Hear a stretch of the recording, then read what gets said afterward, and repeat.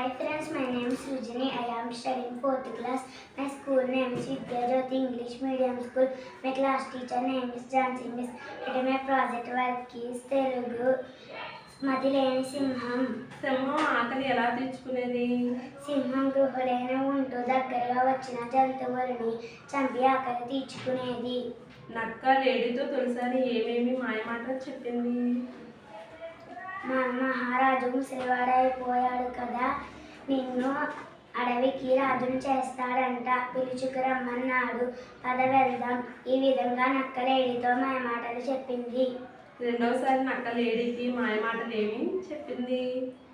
నువ్వు భయపడి పారిపోయావు, నీకు ఎంత ధైర్యం ఉంటుందో చూద్దామని చిన్న పరీక్ష పెట్టాడు మహారాజు.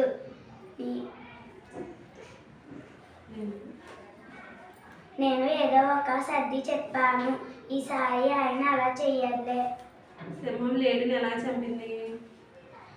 సింహం ఏమాత్రం తొందరపడకుండా లేడి దగ్గరగా వచ్చిన తర్వాత పంజా విసిరించి పంజా దెబ్బకు లేడి మరణించింది.